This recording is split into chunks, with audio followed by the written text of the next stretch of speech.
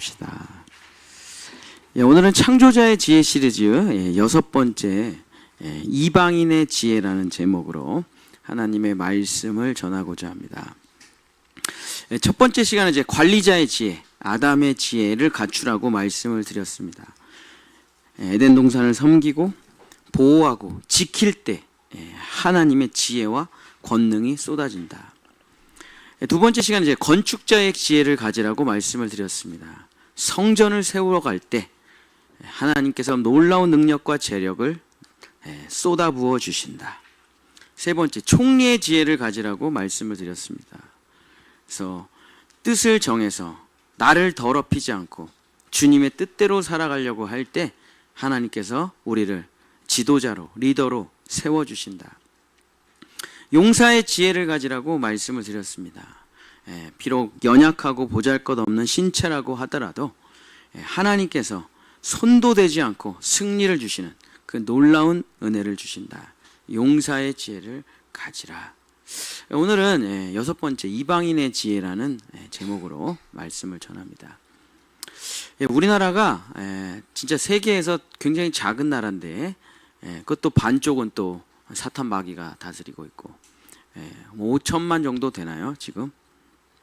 근데 전 세계에 가장 이민을 많이 가는 나라 두 번째 나라가 우리나라입니다. 그래서 여러분이 해외여행 많이 다녀보셨고 외국도 많이 나가보셨지만 한국인이 없는 데가 없잖아요, 그죠? 제가 유럽 여행을 2번이나 갔다 왔는데 피사의 사탑에서 혼자 사진을 찍고 있는데 제 한국 얘기밖에 안 들어요. 한국 사람 영철아 일로 와, 박집사 일로 와, 여기 사진 찍어. 어디를 가도 트레비 분수를 가도 한국 사람, 미국을 가도 한국 사람, 독일을 가도 말레이시아 가도 싱가포르를 가도 전부 다 한국 사람이 없는 곳이 없어요.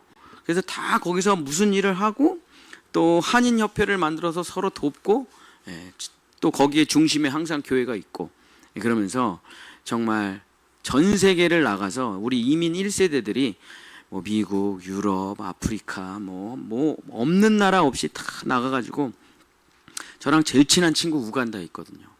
거기서 아주 사업해가지고 대통령이랑 친구예요, 친구. 그래서 사업 잘하고 있고. 이 이방인들인데 우리나라 사람들이 그 나라를 가면 근데 그 나라에 가서 정말 고생하고 수고하면서 이제는 그 나라에는 없어서는 안 될 사람들이 다 돼갖고 있죠. 이 바로 이방인들의 지혜입니다. 하나님은 우주를 창조하실 때 스토리를 가지고 창조를 하셨습니다. 그래서 지구의 자전과 공전, 또 중력과 공력을 이용해서 빛과 어둠의 스토리, 낮과 밤의 스토리, 봄, 여름, 가을, 겨울의 스토리. 그래서 변화무쌍하고 아름답고 다채롭고 시시각각 놀라운 일이 벌어지도록 하나님께서 스토리를 가지고 이 세상을 창조하셨습니다. 그래서 하나님께서 사람을 창조하실 때 똑같이 창조하셨습니다. 그래서 하나님께서는 사람을 기계처럼 맨날 동물처럼 똑같은 일을 하면서 본능으로 살아가게 창조하신 것이 아니라 스토리를 가지고 여러분의 인생에 아무 일도 없이 태어나서 아무 일도 없이 죽었다 이런 인생에는 단 한 명도 없습니다. 지구 인류 역사상 태어나서 죽을 때까지 아무 일도 없었어. 풀처럼 마치 나무처럼 그런 인생은 단 한 사람도 없어요. 하나님은 다 여러분 각자 인생의 스토리라는 것을 주셨습니다. 하나님께서는 사람이 태어나면 희노애락, 생로병사, 흥망성쇠, 길흉화복을 다 경험하도록 만드셨어요. 그래서 사람의 인생은 크게 두 가지로 나눌 수가 있습니다. 하나는 예수님을 만나기 전, 예수님을 만난 후, BC와 AD로 탁 나눠지게 거기가 이제 클라이막스예요. 예수님을 십자가에서 만날 때가 인생의 클라이막스입니다. 예수님을 만나기 전, 예수님을 만난 후로 모든 사람의 인생을 스토리를 십자가를 중심으로 만들어 놓았다. 그래서 예수님을 만나기 전에 인생은 이방인의 인생이에요. 이방인의 인생. 한마디로 말하면 헛수고의 인생, 모래 위에 쌓은 집의 인생, 바람을 잡으려고 하는 인생, 눈물만 흘리는 가슴만 치는 인생, 아무리 노력해도 아무것도 안 되는 희망이 없는 이방인의 인생이 예수님을 만나기 전의 인생이죠. 자, 그러나 이제 십자가의 예수님을 만나고 나는 죽고 그리스도로 살게 되면 예수님을 만난 후 아노 도미니, 주님 내 안에 계시고 주님을 맞이할 준비를 하는 인생으로 바뀌어 나가게 되죠. 그래서 열매라는 게 맺혀요. 전도라는 게 돼요. 생명이 전해져요. 반석 위에 집을 지어서 쌓여갑니다. 뭘 해도 되는 형통한 인생, 역전의 인생으로 바뀌어 나가게 되는 거죠. 이제는 이방인의 인생이 아니라 아들의 인생, 주인의 인생이 되는 것이죠. 그래서 하나님께서는 우리의 인생을 예수님 만나기 전, 예수님 만난 후에 스토리가 있는 인생으로 이끌어 가시는 것입니다. 그래서 우리 모두는 예수님을 만나서 이제 이방인이 아니라 그 나라의 주인이 되는, 아들이 되는 역전의 인생을 살아갈 수가 있습니다. 우리가 예수님을 만나기 전엔 이방인의 인생으로 정말 고생 많이 합니다. 아무도 인정해주지 않아요. 이방이니까. 근데 이 이방인의 삶에서 역전을 거두고 정말 하나님의 자녀가 되는 세 사람이 있습니다. 그 세 사람을 한번 살펴보면서 도대체 이들은 정말 별 볼 일 없는 이방인의 인생이었는데 어떻게 하나님의 자녀가 됐을까? 그 지혜를 얻으시기를 예수님의 이름으로 축복합니다. 자, 첫 번째는 나아만 장군입니다. 이 나아만 장군이라는 사람은 아람이라는 나라의 군대 장관이에요. 그 나라에서 두 번째로 높은 사람입니다. 이 아람이라는 나라는 옛날에는 별 볼 일 없는 작은 나라였어요. 근데 이 나아만 장군이 군대 장관이 되면서 모든 전쟁을 승리로 이끌면서 이 나라가, 아람이라는 나라가 엄청 커집니다. 왜냐하면 이 이스라엘이 남과 북으로 갈라지면서 그 내전을 하는 틈을 타서 이 아람이라는 나라가 그냥 북이스라엘을 짓밟아가지고 정말 어마어마한 승리를 거두게 돼요. 그래서 아합을 죽인 사람이 나아만 장군입니다. 이 북이스라엘의 가장 강력한 왕 아합을 활로 쏴서 죽인 사람이 이 나아만 장군이에요. 그 나아만 장군은 아람의 영웅이고 나라를 승리로 이끈 사람이, 우리나라 이순신 같은 사람이에요. 이 사람이, 이 나아만 장군이.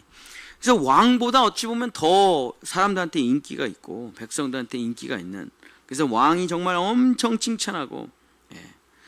근데 이 나아만 장군이 이제 북이스라엘을 짓밟고 북이스라엘의 모든 걸 다 뺏어오면서 북이스라엘의 어린 여자 노예를, 이쁘고 말 잘 들을 것 같은 어린 여자 노예를 잡아와가지고 자기 부인의 하인으로 삼아줘요. 그러다가 이제 세월이 지나고 나아만 장군이 그냥 문둥병에 걸리고 맙니다. 그냥 온몸이 치료할 수 없는 문둥병 상태가 돼요. 그러면서 문둥병 진단을 받습니다. 아우, 장군이 문둥병이세요. 그래서 하루아침에 이 세상 가장 높은 곳에 있던 이 장군이 하루아침에 가장 땅바닥으로 떨어집니다. 아니, 세상에 전쟁 영웅이 문둥병이라니. 자, 그 당시에 문둥병은 어떻게 되는 거죠? 그 마을에서 쫓겨나서 문둥이 마을에 가가지고 수건 뒤집어 쓰고 거지처럼 살다가 죽으면 불에 태우는 거예요. 이 나아만 장군은 이제 모든 짐을 다 싸서, 군복을 벗고 모든 짐을 다 싸서 문둥이 마을에 가가지고 정말 거지처럼 살다가 몇 개월 못 살고 죽으면 그냥 균을 다 없애야 되니까 그냥 소리 소문 없이 불태워지면 끝이에요. 하루아침에 어떻게 이 나아만 장군이 문둥병에 걸려가지고 이렇게 될 수가 있냐. 모든 권력으로부터 아웃, 모든 미래로부터 아웃, 가족으로부터 아웃, 정말 생명으로부터 아웃, 정말 문둥병이 찾아와서 끝장이 난 거예요. 그 나아만 장군이 죽을 준비를 하고 가족들과 작별을 합니다. 그리고 그토록 사랑했던 아내한테 작별 인사를 해요. 그리고 이제 마지막으로 왕한테 인사를 드리면 끝이에요. 그리고 이제 문둥이 마을로 가면 끝이죠. 근데 사랑하는 아내가 눈물을 그치지를 못해요. 나는 이제 가야 돼. 내가 여기 있으면 우리 가족 다 문둥병 걸려. 가야 돼. 근데 그 모습을 뒤에서 보고 있었던 잡아온 북이스라엘에서 데려온 어린 여자 포로 노예가 이런 이야기를 합니다. 열왕기하 안 찾으셔도 돼요. 열왕기하 5장 3절. 그의 여주인에게 이르되 우리 주인이 사마리아에 계신 선지자 앞에 계셨으면 좋겠나이다. 그가 그의 나병을 고치리다 하는지라.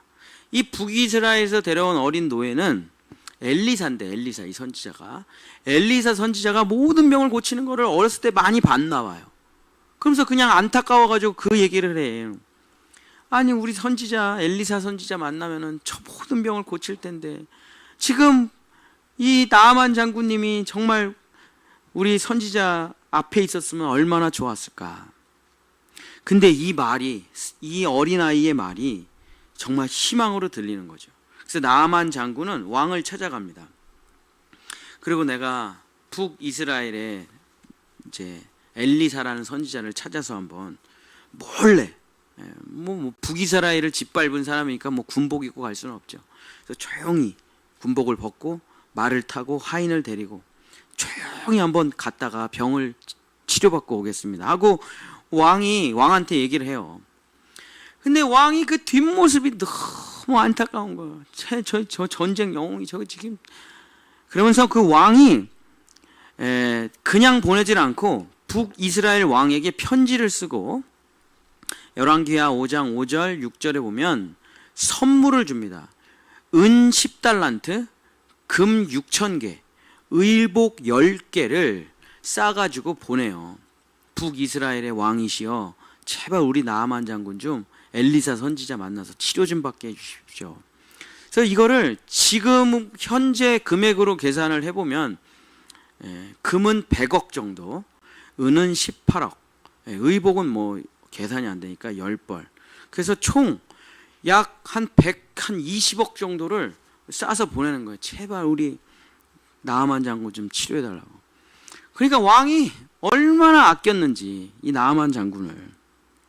그래서 나아만 장군은 군복을 벗고 조용히 선물을 가지고 이 아람 왕의 편지를 가지고 이제 북이스라엘 왕을 찾아가서 편지를 전달합니다. 북이스라엘 왕이 그 아람 왕의 편지를 읽고 이거 그냥 전쟁하자는 거구나. 누가 이 문둥병을 고치냐, 이게 불치병인데 이걸 고쳐주시옵소서. 못 고칠 게 뻔한데 그냥 전쟁을, 이거 못 고친 것을 핑계로 그냥 전쟁을 하려고 하는 거나, 그 화를 참지를 못해요. 그냥 전쟁을 하면 하지 뭐하러 이런 쓸데없는 짓을 하나. 근데 나아만 장군은 그냥 정말 자존심이 땅바닥으로 떨어집니다. 북이스라엘 왕, 그냥 어저께까지만 해도 나한테 설설 기던 왕인데 무릎 꿇고 엎드려가지고 편지를 전. 그러고선 저기 가서 방에 대기하고 있어. 조용히 아무 말도 못하고 그냥, 왜냐면 지금 자기 병을 고쳐야 되니까. 그냥 자존심 상하는데 그냥 방에 찌그러져 있는. 그러고서 그냥 선지자는 안 만나게 해주고 그냥 몇 날 며칠을 기다리는 거예요. 그러다가 이 얘기가 그냥 순식간에 파다하게 북이스라엘에 퍼지고 이 얘기가 엘리사의 귀에 들어가요. 그래서 엘리사가 왕에게 사람을 보내서 나아만 장군을 우리 집으로 오라고 그래라. 그래서 이제 나아만 장군이 드디어 엘리사의 집 앞으로 갑니다. 그래서 난 이제 나았구나. 정말 나았구나. 이분이 정말 안수 기도해주면 난 낫겠구나 하고 이제 집 앞에 딱 도착하고 선물을 딱 내려놨는데, 야, 이 엘리사가 정말 싸가지가 없고 버르장머리가 없고 정말 거들떠보지도 않고 만나주지도 않고 이렇게 얘기를 합니다. 여러분 다 아시는 얘기예요. 열왕기하 5장 9절 10절에 가서 요단강에 가서 몸을 7번 씻으라. 내 살이 회복되어 깨끗하리라. 그러고선 만나주지도 않아요. 이 아람의 영웅이, 군대 장관이 군복을 벗고 그 먼 길을 말을 타고 하인 한 명과 와가지고 고생하고 북이스라엘 왕한테 와서 머리를 조아리고 여기서 대기하고 살려달라고 무릎 꿇고 또 여기까지 왔는데 시골 선지자한테 문전박대를 당하고, 그러고선 진짜 딱 봤는데 그냥 별 볼 일 없는 개천이에요, 개천. 여러분 요단강에 사실 가서 보면요 개천이거든요. 이게 한강 같은 그런 강이 아니에요. 개천보다 조금 큰 강이에요. 그게. 그 물도 하나도 안 깨끗해요, 그 요단강이. 그러니까 진짜 이 하천에 옷을 다 벗고 몸을 7번 씻으라는 그 말에 나아만 장군이 드디어 그냥 화가 머리끝까지 납니다. 병치려고 나발이고 그냥 도저히 참을 수가 없는. 그래서 나아만 장군이 폭발해가지고 이렇게 얘기를 합니다. 열왕기하 5장 11절 12절에 나아만이 노하여 물러가며 이르되 다 짐 싸! 돌아간다! 너무 화가 났어요. 그러면서 뭐라 그랬냐면 성경에 내 생각에는 그가 내게로 나와 서서 그의 하나님 여호와의 이름을 부르고 그의 손을 그의 부의 위에 흔들어 나병을 고칠까 하였도다. 이게 자기 생각이에요. 그 사람이 나와가지고 하나님의 이름을 부르며 내 나병에 막 안찰을 하면서 하나님이시여 고쳐주시옵소서, 그러면 깨끗하게 나을 거라고 자기가 생각을 했다 이거예요. 근데 뭐 나오지도 않고 저 개똥 같은 물에서 7번이나 씻으라고. 내가 군대 장관이야, 군대 장관. 니네 나라쯤은 한 손에 없앨 수 있어. 근데 빨가벗고 여기서 그것도 한 번도 아니고 7번이나 씻으라고. 와, 그러면서 뭘 하냐, 내 나라의 다메섹 강 아바나와 바르발 강은 이스라엘의 모든 강물보다 낫지 아니하냐. 내가 거기서 몸을 씻으면 깨끗하게 되지 아니하랴 하고 몸을 돌려 분노하여 떠나니라. 이 개똥 같은 물에서 씻는다고 낫겠냐 이거야. 내가 너를 만나러 왔지 이 개똥 같은 물을 만나러 왔냐 이거예요. 그렇잖아요. 아니 강물은 우리나라에 좋은 거 많다. 약재 우리나라에 좋은 거 많다. 의사 좋은 거 많다 이거요. 나는 너를 만나러 왔는데 너는 나를 안 만나주고, 아니 여기 물에서 씻으라니, 이런 이까진 물이 나를 어떻게 치료하겠냐 이거요. 화가 나죠. 참을 만큼 참고 그냥 진짜 그냥 떨어질 대로 지금 다 병 고치는 거 하나만 곧 바라보고 참고 또 참고 또 참고. 내가 이스라엘로 돌아가 이스라엘을 전부 짓밟아 죽이리라. 다 철수! 근데 나아만 장군이 성품이 얼마나 착하고 좋은지, 그리고 자기 식솔들을 얼마나 아끼고 사랑하는지, 같이 왔던 종들이 다 무릎을 꿇어요. 그러면서 눈물을 흘리며 애원하면서 장군님 제발 제 말을 들어보십시오. 근데 다 막 울고 있어. 나 지금 철수! 그런데 막 그냥 눈물이 뚝뚝뚝뚝 떨어지면서 종들이 얘기를 해요. 그 말이 뭐냐면 열왕기하 5장 13절인데 뭐라고 말하냐면 그의 종들이 나와서 말하여 이르되 내 아버지여, 선지자가 당신에게 큰 일을 행하라 말하였더라면 행하지 아니하였으리까. 아니 진짜 산에 올라가서 나무 50개를 비워라, 응? 동물을 10마리 잡아먹어라, 뭐 산삼을 캐서 먹어라, 이런 일 했어도 다 했을 거 아닙니까? 우리가 어려운 일을 시켜도 했을 건데, 하물며 당신에게 이르기를 그냥 7번 씻어서 샤워 7번 하라고 하는 건데 한번 해보자 이거예요.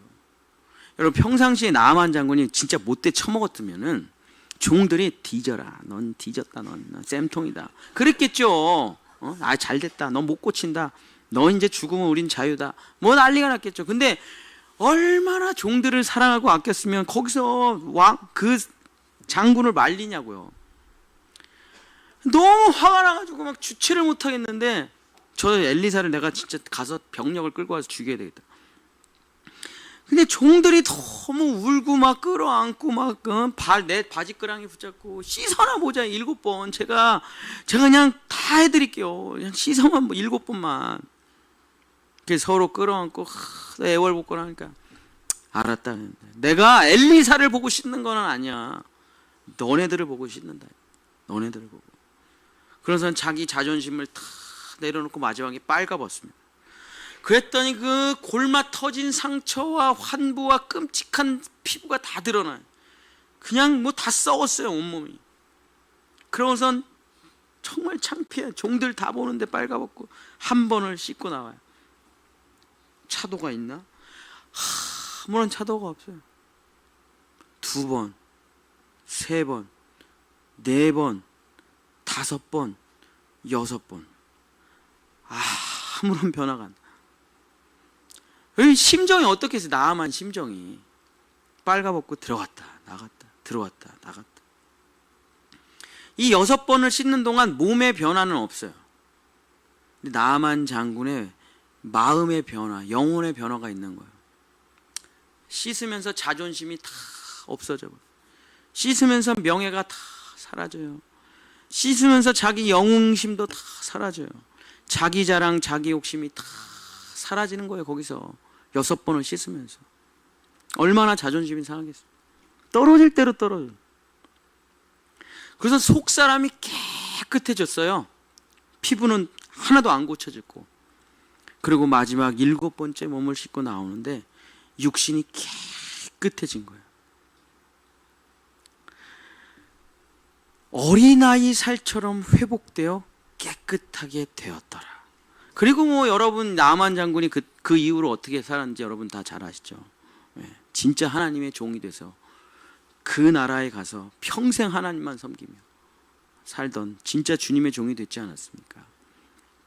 도대체 이 이방인, 절대로 구원받을 수 없는 이 나만 장군, 문둥병자, 이 이방인이 어떻게 하나님의 자녀가 되어서 인생이 예수님 만나기 전 이방인의 인생에서 하나님의 자녀로 역전이 되었느냐? 무릎을 꿇었다 이거예요. 무릎을 꿇었어. 자존심을 버리고 무릎을 꿇었다. 그랬더니 진짜 역사가 일어났다는 것입니다. 두 번째 이방인 역전자가 또 있습니다. 바로 가나안 여인입니다. 이 가나안 여인의 딸이 지금 현재 귀신에 들렸어요.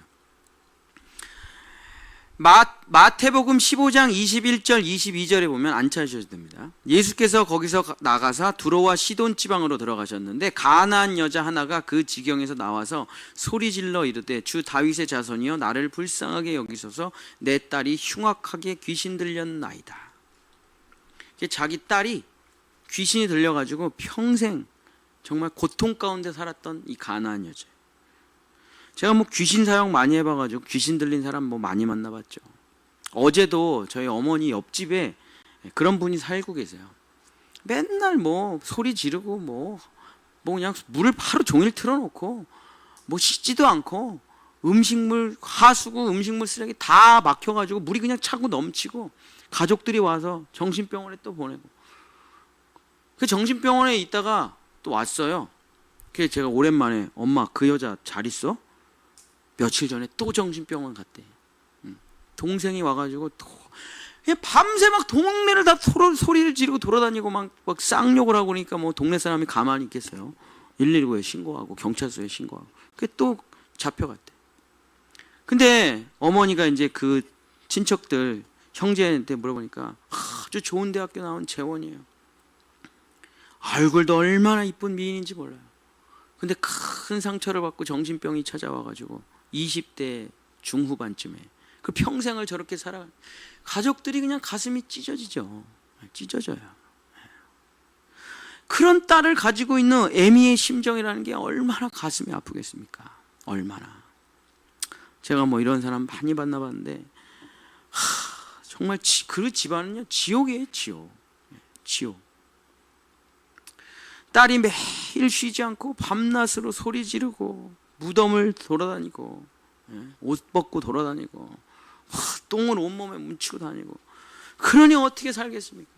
근데 들었어요. 예수님이면 치료할 수 있다. 예수님이면 치료할 수 있다. 많은 사람이 나왔다. 그랬더니 이 가나안 여인이라는 게 뭐예요? 이방여인이에요. 이방여인. 어디서부터 걸어왔는지 언제부터 왔는지 몰라요. 그 예수님 얘기 듣고 그냥 먼 길을 걸어온 거예요. 예수님 만나가지고. 자기가 가까이 갈 수가 있나? 자기는 얼굴색이 다르고 피부색이 다른 가나안 여인이고 예수님 주변에는 항상 유대인들만 있으니까 만날 수가 없는 거예요. 그래서 저 멀리서 다윗의 자손 예수여 나 좀 고쳐주세요. 우리 딸이 귀신이 들렸나이다. 몇 번을 외쳤겠습니까? 수천 수만 번을 외쳤겠지. 근데 예수님이 이렇게 말씀하십니다. 예수님이 엘리사처럼 얘기해요. 진짜 좀 너무 못됐게. 마태복음 15장 24절 예수께서 대답하여 이르시되 나는 이스라엘의 집 잃어버린 양 외에는 다른 데로 보내심을 받지 아니하였노라 하시니. 야, 이 이방인 여자야, 어디 감히 그 더럽고 부정한 몸을, 나는 내 새끼들을 고치고 내 새끼들을 회복시키고 난 이스라엘을 위해서 왔고 유대인을 위해서 왔고 히브리 족속을 위해서 왔지, 이 지옥 갈 놈들 너네들을 위해서 온 게 아니야. 이 여자야, 꺼져라. 그러면서 예수님이 확 돌아가지고 가세요. 웬만하면 가겠죠, 그냥 집에. 진짜 짱돌 하나 던져가지고 영웅이 욕을 하고 가겠죠. 그래서 다음 사역지를 갔는데 저 여자 또 소리 질러요. 또 소리 질러. 다윗의 자손 예수야, 나를 불쌍히 여기소서. 내 딸이 귀신에 들렸습니다. 절로 안 가. 제자들이 뭐 예수님 말을 들었으니까 절로 안 가냐고. 예수님 말씀 아까 못 들었어? 그러면 흙 던지고 침 뱉고 발로 차고. 그리고 다음 사역지 갔는데 또 쫓아와, 이 여자가. 다윗의 자손 예수야. 그러더니 이제는 언제 기다렸는지 예수님 사역이 끝나자마자 예수님 발 앞에 와갖고 엎드려서 코를 박고 무릎을 꿇고 절을 합니다. 마태복음 15장 25절, 여자가 와서 예수께 절하여 이르되 주여 저를 도우소서. 언제 왔는지 여자가 이제 무릎 꿇고 절하면서 한 번만 나 좀 도와주세요. 이 정도면 좀 도와줘야 되는 거 아니에요? 예수님이 진짜 그냥 거기다가 대못을 푹 찔러요. 예수께서 대답하여 이르시되 자녀의 떡을 취하여 개들에게 던짐이 마땅하지 아니하니라. 이 개 땡땡이라고 지금 예수님이 얘기를 하는 거야. 야, 이 개 꺼져. 넌 인간이 아니야. 넌 자녀가 아니야. 넌 개야. 예수님의 말이잖아요. 내 자녀의 떡을 너 같은 개 땡땡에게 줄 수가 없다. 꺼져라, 이 개만도 못한 인간아. 예수님이 이제 일부러 하시는 거죠. 일부러. 너는 내 자녀가 아니라 개다. 개가 감히 사람이 되려고 그래? 멍멍 짖으며 살아. 개는 개처럼 살아야지. 어디 감히 하나님의 전에 들어와서 예수의 이름을 부르고 무슨 주님의 백성이 되려고 하고 천국에 가려고 해? 이 개만도 못한 인간아, 꺼져. 귀신에 들려가지고 고통받다가 지옥으로 떨어져라. 가나안 여인이라고 무슨 뭐 감정이 없겠어요? 가나안 여인이라고 이런 예수님한테 계속 수치와 모욕과 제자들한테 이 면박을 당하는데 화가 안 나겠습니까? 뭐 이 가나안 여인이 그냥 다 무너져요, 속이. 그냥 자존심이 그냥 박살이 나요. 산산이 부서져요. 나아만 장군이 6번 씻는 거랑 똑같아요. 부서지고 또 부서지고 부서지고 또 부서지고. 그냥 자존심이라는 게 없어요. 그냥 눈물만 흘러요. 그래서 마지막에 그 얘기를 듣고도 예수님의 발을 딱 붙들어요. 그러고 이야기합니다. 이건 찾아보세요. 마태복음 15장 27절. 마태복음 15장 27절.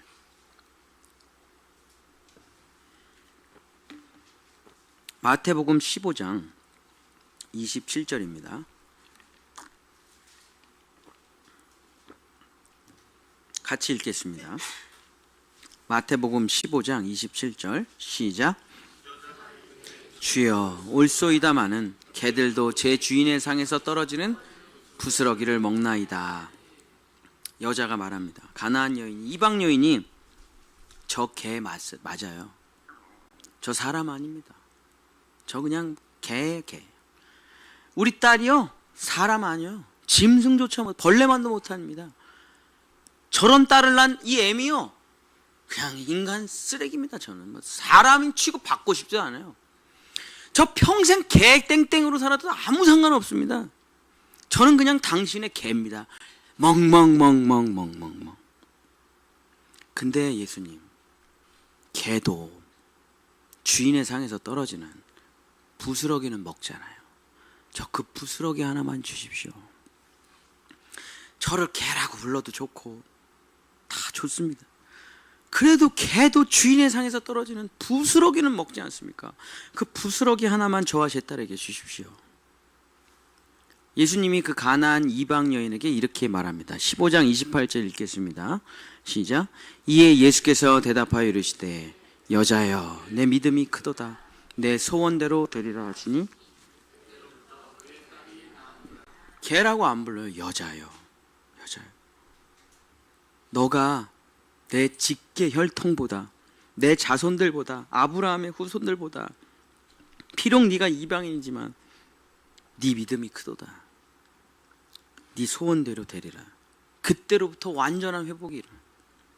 자, 이방 여인이 가나안 여인, 희망이 없는 나아만 장군 같은 이 여인이 어떻게 인생을 역전시켰습니까? 자존심을 버리고 무릎을 꿇었다. 자존심을 버리고 무릎을 꿇었다. 우리 남자들은 다 아는 얘기죠. 이 얘기가. 예. 뭐 직장 다니고 회사 다니고 자영업을 하고 사업을 하고 돈을 벌어야 돼요. 자녀들을 먹여 살려야 됩니다. 계약서 하나 따내려고 진짜 별짓 다 합니다. 돈 벌려고 자존심 다 내려놓고 굽신굽신 되죠. 그러면서 진짜 더러워서 못 해먹겠네. 진짜 더러워서 못 해먹겠네. 나는 자연인이다 하고 싶다. 수천 수만만 외치죠. 다음 달 애들 학원비 어떻게 내냐. 다음 달 애들 식비 어떻게 내냐. 거기서 자존심이고 뭐고 다 내팽개치고 다시 전화해서 또 그냥 없었던 일처럼 또 어떻게 지내셨습니까? 또 사장님 생각만 하면서 그냥 기다려. 온갖 아부와 아첨을 다 하면서. 그게 아빠죠. 그게 아빠야. 빡 사표 내고 나 혼자 섬에 들어가서 낚시나고 그게 아빠예요. 부럽기는 해. 텔레비에 나오는 사람들 보면 가족들 다 버리고 혼자 산속에서 낚시하면서 살아가는 나는 자연이다 보면 부럽죠. 그래서 그게 남자들 시청률이 나오는 거 아니에요. 1위. 근데 진짜 그렇게 사는 사람은 없죠. 왜냐? 내가 포기하면 우리 아내가 다 먹여 살려야 되는데 가족을. 그냥 자존심 내려놓고 또 가서 굽신굽신 되고 그러면서 돈 벌어다가 애들 먹이고. 애들은 또 우리 아빠는 왜 이렇게 가난하나? 우리 아빠는 왜 요거밖에 못하나? 여기서 치이고. 그럼 집에 가서 애들한테 아빠 최고예요. 아빠가 준 돈으로 마라탕을 먹을 수 있게 됐습니까? 할렐루야. 그런 애들이 어디 있어요? 아빠 이것 좀 사줘. 야씨 그거 안 돼. 너무 비싸. 아이씨 애들 다 있는데 나만 없어. 빵. 자존심 또 무너져. 자존심 또 무너져. 내가 이 말을 들으려고 그렇게 고생을 했나? 그러고 살아가는 게 뭐 남자의 인생이죠. 뭐 여자도 똑같고 뭐 다 똑같죠. 그게 진짜. 그러나 정말 자존심을 버리고 무릎을 꿇을 때 그 가족이 유지되고 생명이 유지되고. 자존심이라는 게 무슨 때가 있습니까? 그게 자존심을 버리고 생명을 살려야죠. 이방인으로서 살아 희망이 없는 인생. 그러나 틀린 말 하나 아니잖아요. 틀린 말이 아니에요. 하는 말이 틀린 말이 아니에요. 야 이 개야. 예, 저 개 맞습니다. 부스러기라도 주십시오. 부스러기. 이 무릎 꿇는 이 기도로 하나님이 제일 높은 곳으로 올려주신다 이거예요. 이방인, 비록 이방인으로 태어났지만. 마지막으로 한 사람만 더 보고 마치겠습니다. 이방인 백부장이에요. 이 사람은 이탈리아 로마에 100명의 군인을 데리고 있는 백부장. 지금으로 치면 이제 경찰서장 정도 되는 높은 사람이에요. 그 지역에서는 이 사람이 왕이에요. 그 지역에서는 이 사람보다 더 높은 사람이 없어요. 이 사람보다 더 높은 사람은 헤롯밖에 없어요. 그 지역에서는 이제 이 사람이 왕입니다. 백부장이. 근데 이 사람이 가장 아끼는 아들처럼 여기는 종이 중풍병에 걸려서 죽어가고 있어요. 근데 이 사람은 아들이 없어가지고 이 종이 아들이나 마찬가지예요. 그래서 헬라어 성경 단어를 살펴보면 종이라 불렀다 아들이라 불렀다 막 그래요. 그냥 죽어가요. 중풍병에 와가지고 어떻게 할 수가 없어. 평생 나랑 함께했던 아들이자 말만 종이지 그냥 아들이에요. 어떻게 하냐.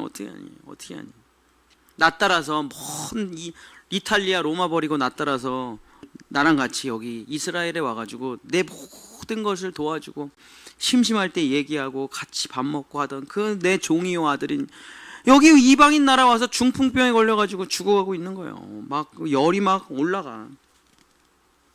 근데 예수님이 이 병을 고쳐준다는 얘기를 듣고 이 이방인 백부장이 그 동네에서 제일 높은 사람이에요, 이 사람이. 근데 진짜 별 볼 일 없는 목수의 아들인 예수에게 찾아가서 무릎을 꿇고 머리를 땅바닥에 대고 예수님의 발 앞에 대고 간구합니다. 마태복음 한번 찾아보세요. 마태복음 8장 5절 6절. 마태복음 8장 5절 6절.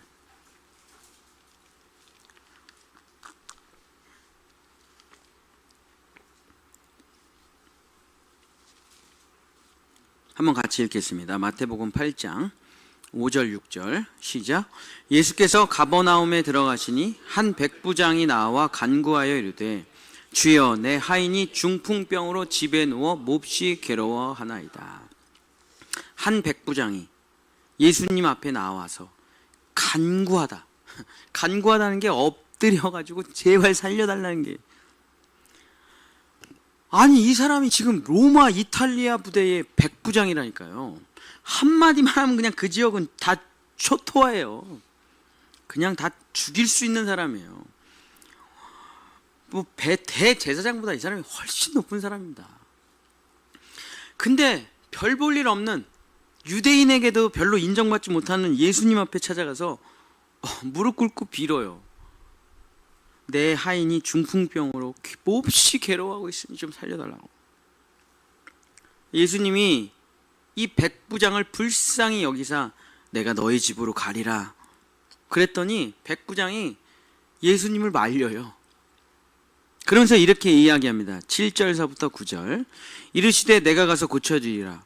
백부장이 대답하여 이르되 주여 내 집에 들어오심을 나는 감당하지 못하겠사오니 다만 말씀으로만 하옵소서.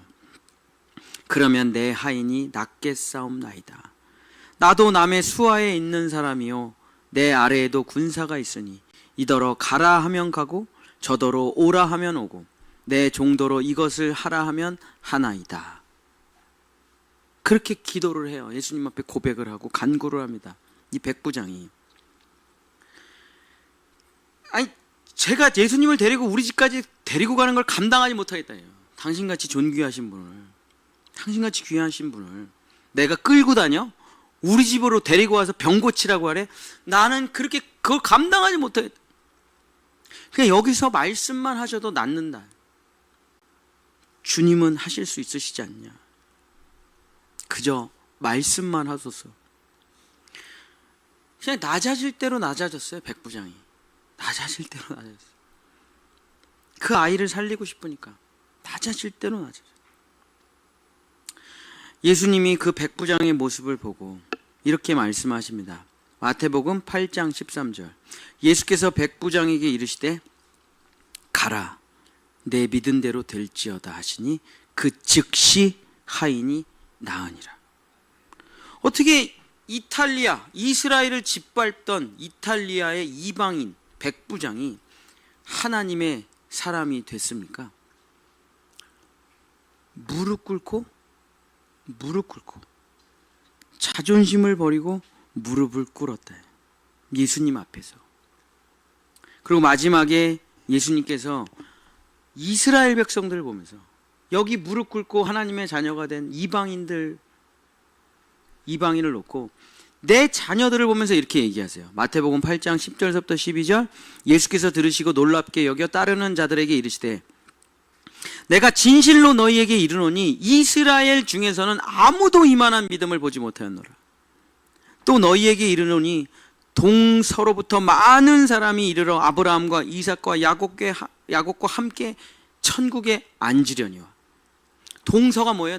다 이방인들은 다 구원받고 아브라함과 이삭과 야곱과 함께 천국에 앉으려니와. 그 나라의 본 자손들은 바깥 어두운 데 쫓겨나 거기서 울며 이를 갈게 되리라 하면서 이스라엘 백성들에게 얘기를 하는 거예요. 내 자녀들은 이렇게 나를 대답한 사람이 한 사람도 없다. 내 자녀들은 매일 나를 무시하고 조롱하고 외면하고 침뱉고 내 자녀들은 나에게 물 한 잔 떠두지 않네. 씻을 물조차 주질 않아요. 내 자녀들은 나를 십자가에 못 박아 죽여요. 근데 그 이방인 자녀들이, 구원받을 수 없는 이방인 자녀들이, 나아만 장군, 가나안 여인, 백부장이 다 예수님 앞에 무릎을 꿇고 자존심을 버리고 생명을 얻고 병을 고치고 귀신이 떠나가고 은혜와 축복을 받고 영원히 아브라함의 옆자리에 앉게 된다. 어떻게 직계 이스라엘 자손들은 은혜를 받지 못하고 축복을 받지 못하고 오히려 이방인들, 절대 가능성이 없는 이 이방인들이 하나님의 자녀가 되었을까요? 자존심을 버리고 무릎을 꿇었다. 사랑하는 성도 여러분, 말씀을 마치겠습니다. 예수님이 참 어려운 순간을 맞으세요. 그 순간이 언제냐? 십자가에 죽기 바로 직전 밤입니다. 겟세마네에서 제자들은 다 자고 있어요. 나는 마음이 콩닥콩닥 뛰어요. 그때 예수님이 어떻게 하셨느냐?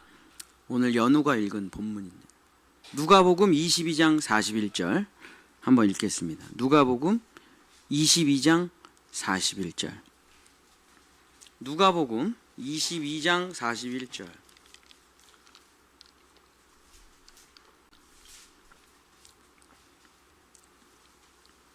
한번 같이 읽겠습니다. 누가복음 22장 41절 시작. 그들을 떠나 만큼 가서 무릎을 꿇고 기도하여. 예수님도 무릎 꿇고 기도해요. 예수님도. 아니 그냥 대충 기도해도 되죠. 뭐 하나님의 외아들인데 뭐 그게 뭐 꼭 무릎을 꿇어야 되냐? 뭐 이렇게 기도해도 되고 뭐 이렇게 기도해도 되고 뭐 이렇게 기도해도 되고 뭐 자기 마음대로 하면 되죠. 뭐 누워서 기도해도 되고 뭐 어떤 목사님 봤더니 자기가 매일 몇 시간씩 기도를 했는데, 우리 기독교 대한감리회 굉장히 높으신 분인데 자기가 나라와 민족을 위해서 기독교 대한감리회를 위해서 매일 5시간 6시간씩 기도를 하는데, 야 대단하시네. 그랬더니 이렇게 기도를 한대요. 등산을 하면서 산을 쫙 오르면서 기도를 한대. 그래서 내가 속으로 그게 기도냐 씨. 등산이지. 그게 거짓말이잖아요. 기도해본 사람 알죠? 그 거짓말이라는 걸. 산책을 하면서 자기는 기도를 한다. 등산을 하면서 기도한다. 뭐 자동차를 타고 쫙 달리면서 기도, 다 거짓말이잖아요. 네. 여러분 진짜 미치도록 가슴 뛰는 정말 중요한 위기의 상황이 맞이한다. 등산하면서 기도해요, 여러분? 산책하면서 기도합니까? 그런 건 그냥 산책이고 하나님 생각 살짝 하면서 산책하는 거. 기도라는 건 뭐냐? 모든 걸 쏟아붓는 거예요. 하나님이 나 도와주시지 않으면 나 진짜 죽는다는 거예요. 하나님 여기서 하나님 건져주시지 않으면 나 끝장이라는 거예요. 그때 여러분 어떻게 기도하겠습니까? 무릎 꿇고 미친 듯이 기도하죠. 무릎 꿇고 미친 듯이 기도합니다. 다른 생각할, 무슨 등산할 여유 없어요. 무슨 산책할 여유 없어요. 진짜 그냥 초집중해서 무릎 꿇고 진짜 목숨 걸고 기도하는 거야. 왜냐면 이거 해결 안 되면 나 죽는 거거든. 끝장이거든요. 이 무릎 꿇는 기도가 이방인 같은 내 인생을 하나님의 자녀로 만드는 놀라운 지혜라. 지혜란 게 무슨 정보인 줄 아십니까? 지혜란 게 무슨 꿀팁인 줄 아세요? 아니에요. 지혜란 자존심을 버리고 무릎을 꿇는 거예요. 무릎을 꿇는 게 지혜다. 자, 여러분 한번 마음속으로 한번 생각을 해보시면, 여러분 지난주에 몇 번 무릎 꿇고 기도하셨습니까? 몇 번? 여러분 지난주에 참 어려운 순간들, 해내야 될 일들, 마음 상하는 일들, 중요한 순간과 선택 많으셨잖아요. 몇 번이나 예수님 앞에 무릎 꿇고 기도하셨습니까? 제가 지난주에 진짜 많은 일들이 있었거든요. 제가 수십 번 무릎 꿇고 기도했어요. 어제도 제가 인천에 부흥회를 갔다 왔는데 집에서 나오자마자 주차장에서 기도합니다. 차문 열고 그냥 그 땅바닥에서, 전 땅바닥에서 기도해요. 그냥 차문 열고 그냥 땅바닥에서 무릎 꿇고 기도해요. 양복 더러워지고 말고 뭐 그런 거 신경 안 써요. 자, 그 교회 도착했습니다. 차문 열고 그 땅바닥에 그냥 기도해요. 자, 이제 갔는데 착 찬양하고 있어요. 찬양하든지 말든지 저 여기 강사 자리. 전 여기 내려와서 그냥 그 무릎 꿇고 기도해요. 설교가 끝났습니다. 그래서 저 혼자 무릎 꿇고 기도해요. 왜냐면 난 절박하거든요. 나는 절박해요. 난 이 사람이 누군지도 모르고. 또 원래 제가 설교가 한 번이에요. 저녁 메시지 한 번인데 그 앞에 메시지를 전해야 되는 선한목자교회 부목사님이 갑자기 코로나가 걸리셔가지고 밤 11시에 절 초청하신 목사님이 전화를 했어요. 그 목사님이 못 온대요. 목사님이 오전 오후를 다 설교를 해야 될 것 같습니다. 나 큰일 났네. 나 준비 하나도 안 했는데. 11시, 밤 11시. 엄마한테 바로 전화해가지고 엄마 내일 아침에 우리 집 좀 올 수 있어? 하고 애들은 엄마한테 맡기고. 야, 그러고서 가서 무슨 얘기를 하나. 나는 절박해요. 그러니까 난 기도할 수밖에 없어요. 그냥 아무 때나 무릎 꿇고 그냥 기도하는 거예요. 그런 일이 뭐 지난주에 뭐 수십 번 있었는데 내가 도대체 몇 번을 무릎 꿇었나 셀 수가 없어요.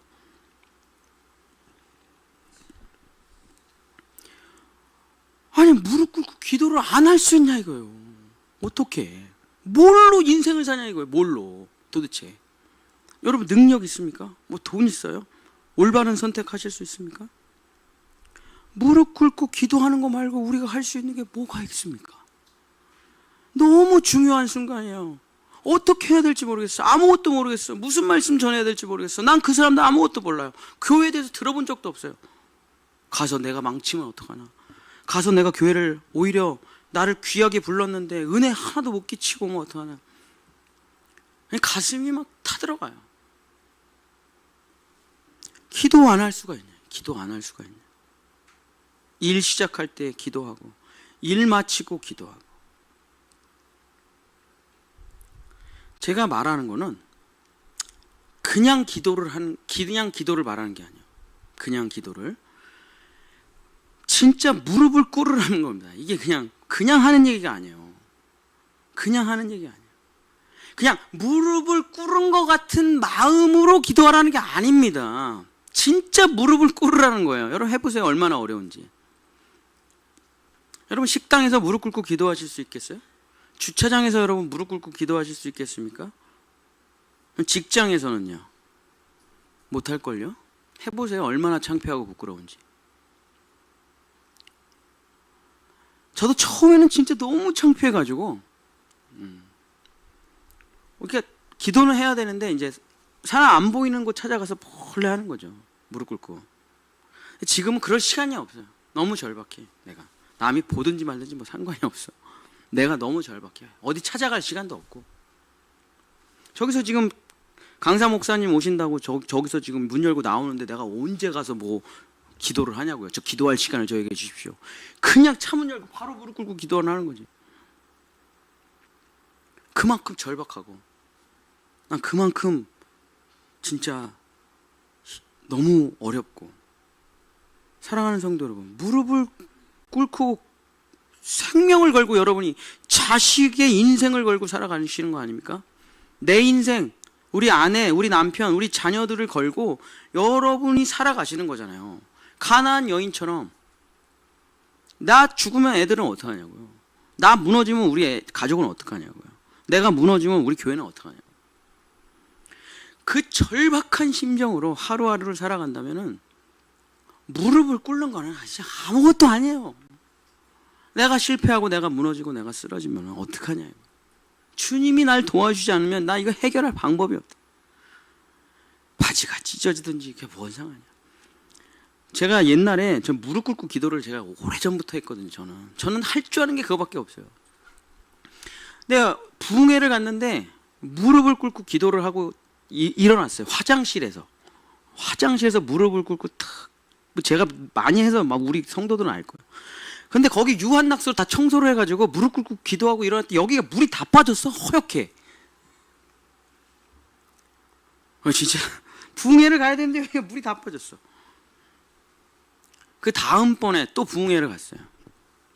그 딱 기도를 하려는데 주저하게 되는 거야. 여기 또 뭐 유한낙스 같은 거 발라놓은 거 아니야?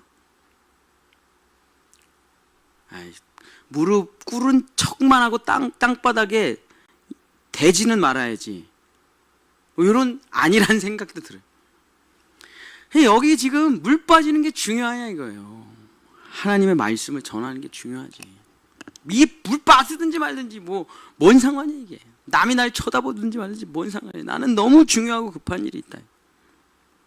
그래서 지금도 아주 좋은 양복을 입어도 그냥 맨 땅바닥에서 그냥 손을 다 땅에다 대고 막 기도합니다.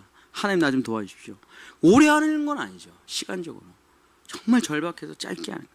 설교하기 전에. 근데 이 별 볼 일 없는 무릎 꿇고 자존심을 내려놓고 주님의 발 앞에 엎드려 간구하는 게 예수님을 즉각적으로 만나서 그 자리에서 치유되고 도저히 은혜 받을 수 없는 이방인이 하나님의 자녀보다 더 큰 축복을 받는 비결이다 이거예요. 이게 지혜예요, 지혜. 사람들이 의외로 잘 무릎 안 꿇어요. 의외로. 교회를 다니는 많은 사람들이 옛날에는 엄청 무릎 꿇고 기도했죠. 옛날에는 이런 장의자가 아니고 다 방바닥이었으니까. 그래서 정말 진짜 존귀하게 예수님을 진짜 몸을 땅에다 대고 예수님의 이름을 부르며 간절히 기도해요. 얼마나 많은 분들이 정말 주님의 은혜를 받았습니까? 이번에 올림픽을 보면서 금메달 따고 그 수십억 명이 그 텔레비를 보는데 거기서 무릎 꿇고 기도하는 사람 많지 않습니까? 또 금메달 따고 이렇게 하는 사람 많잖아요. 물론 개신교회는 아니겠지만 어쨌든 금메달을 따고 십자가를 그리는 많은 사람들이 있더라고요. 마라톤 딱 금메달 따자마자 그 사람 들어오자마자 탁 십자가 그리더라고요. 얼마나 절박하면 수십억 명이 텔레비를 보고 있는데 거기서 하나님을 찾냐. 그 무릎 꿇고 오직 예수님만 바라보는 그 자존심을 내려놓고 무릎 꿇고 예수님만 붙드는 그 간절한 마음, 이게 지혜다 이거예요. 지혜. 정말 지혜예요 이거는. 사랑하는 본향의 성도 여러분, 무릎 꿇으시기를 축복합니다. 예수님께 무릎 꿇는 건데 자존심 상할 것도 없잖아요 사실. 사람한테 무릎 꿇는 거 맨날 사람한테 무릎 꿇고 의도 터지고 혼나는데 예수님한테, 정작 예수님한테는 안 꿇는다 이거예요.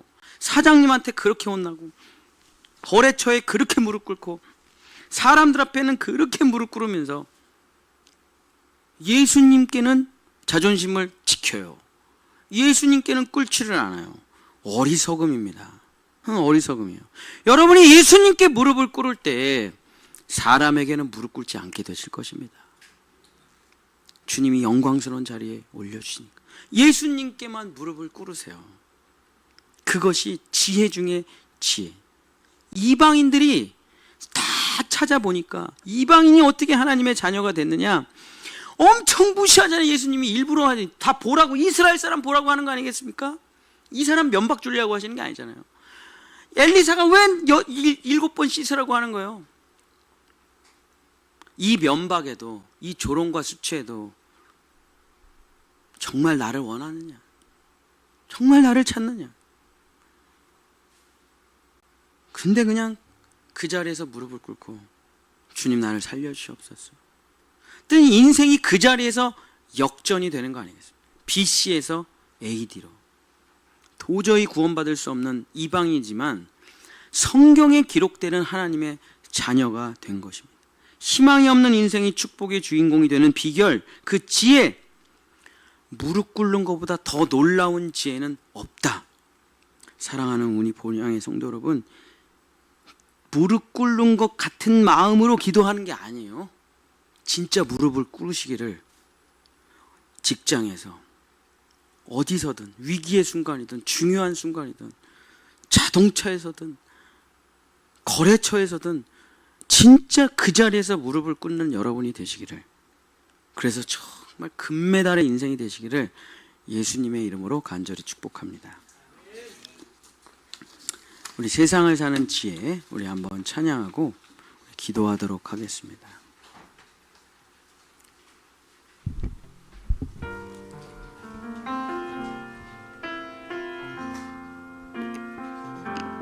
하늘을 볼 겨를도 없이 정신없이 세상을 살다가 마음의 먹먹함이 내 삶을 짓누를 때 그제서야 주님을 찾습니다. 행복을 느낄 겨를도 없이 분주하게 세상을 살다가 인생의 허무함이 내 삶을 짓누를 때 그제서야 주님을 찾습니다. 오늘도 여전히 주님은 그 자리에서 우리를 끊임없이 돌보시는데 부족한 내 영혼은 아직도 갈 길을 모릅니다. 내게 믿음 주소서. 내 연약한 마음 돌보소서. 한없는 주님의 사랑 알게 하소서. 영원까지 그의 백성 지키시는 우리 하나님 바라보며 살게 하소서. 하늘을 볼 겨를도 없이 하늘을 볼 겨를도 없이 정신없이 세상을 살다가 마음의 먹먹함이 내 삶을 짓누를 때 그제서야 주님을 찾습니다. 행복을 느낄 겨를도 없이 분주하게 세상을 살다가 인생의 허무함이 내 삶을 짓누를 때 그제서야 주님을 찾습니다. 오늘도 여전히 주님은 그 자리에서 우리를 끊임없이 돌보시는데 부족한 내 영혼은 아직도 갈 길을 모릅니다. 내게 믿음 주소서. 내 연약한 마음 돌보소서. 한없는 주님의 사랑 알게 하소서. 영원까지 그의 백성 지키시는 우리 하나님 바라보며 살게 하소서. 언제나 사랑의 주님은 언제나 사랑의 주님은 그 자리에서 끝까지 놓지 않고 붙드시는데 부족한 내 마음을 아직도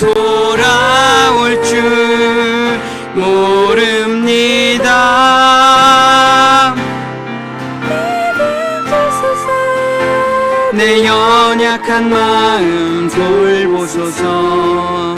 한없는 주님의 사랑 알게 하소서. 영원까지 그의 백성 지키시는 우리 하나님 바라보며 살게 하소서. 우리 한번 마음을 모아서 기도하기를 원합니다.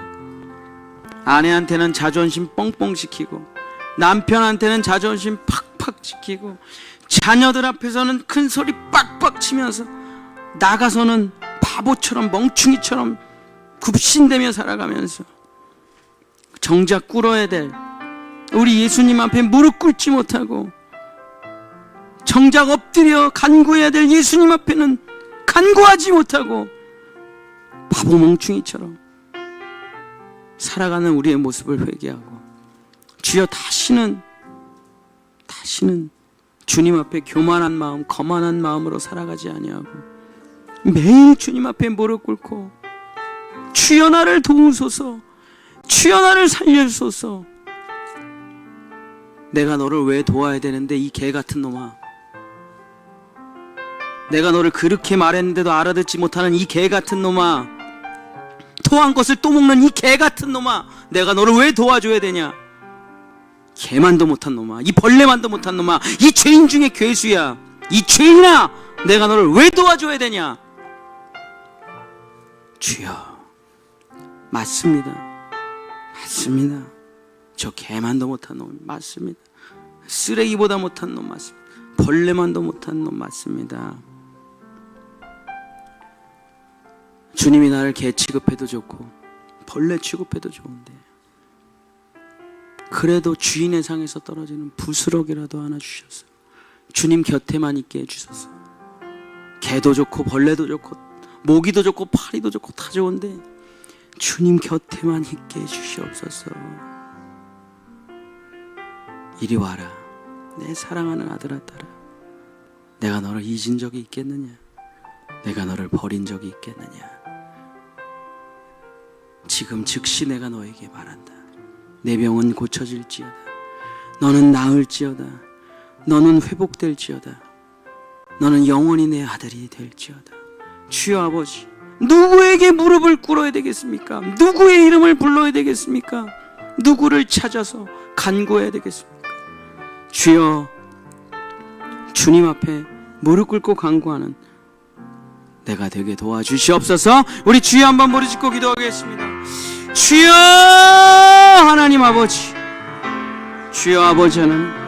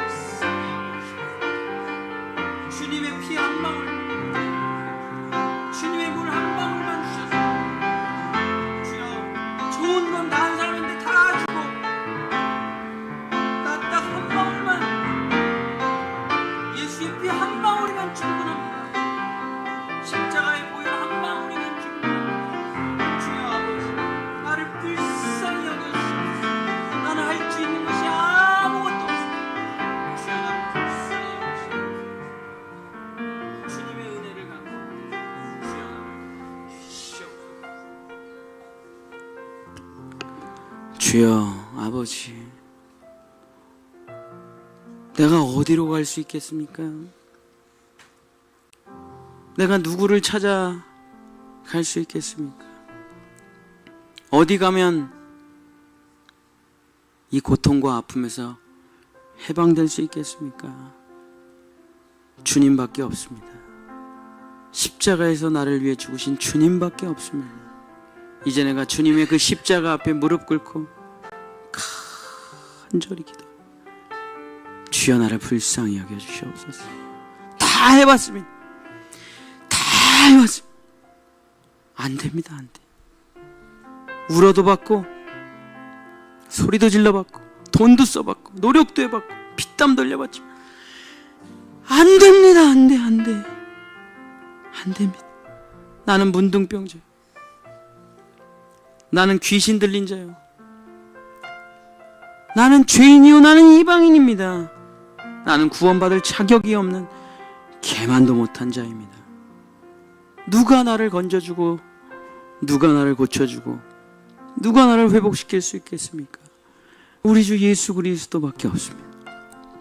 십자가 앞에 무릎 꿇고 간절히 기도하고, 주여 다른 좋은 피들은 다 좋은 사람 주십시오. 이마의 피, 가슴의 피, 팔의 피 다 좋은 사람 주시고요. 저는 새끼발가락에 붙은 피 한 방울만 주십시오. 저는 그것으로 충분합니다. 다 유대인들에게, 훌륭한 사람들에게, 좋은 사람들에게 다 주시고요. 저는 그 새끼발가락 끝에 붙어있는 그 한 방울만 나에게 주시면 충분합니다. 주여, 한 방울만, 예수의 그 보혈 한 방울만 나에게 주셔서 내가 이 불쌍한 인생을 끝내고 주님의 찬송의 존재가 되게 주여 날 도와주시옵소서. 난 이방입니다. 난 구원받을 자격이 없는 죄인입니다. 그러나 주님, 이 개만도 못한 인생이지만 부스러기 하나만, 주인들이 먹고 버리는 그 부스러기 하나만 저에게 던져주시면 주님, 저는 충분히 살아갈 수 있습니다. 주여 아버지, 나를 불쌍히 여기시고 이 무릎 꿇은 나에게 은혜를 베풀어 주시옵소서. 이제는 우리를 위해 십자가에서 죽으시고 무릎 꿇은 우리를 일으켜 세우셔서 안으시고 자기의 자리에 앉혀주시는 우리 예수 그리스도의 크신 은혜와 자기의 외아들을 십자가에 못 박아 그 피를 나눠주시는 하나님의 영원하신 사랑하심과 오늘도 그 피를 우리의 심장에, 우리의 혀끝에 발라주시는 성령 하나님의 은혜가 무릎으로 살기를 원하고 주님 앞에 엎드려 살기를 원하고 주님을 찬양하며 살기를 원하는 우리 본향의 모든 성도들과 그들의 후손들과 그들의 모든 삶 가운데 주님의 보혈과 은혜와 축복이, 그 지혜가 영원히 함께 하시기를 간절히 축원하옵나이다. 아멘.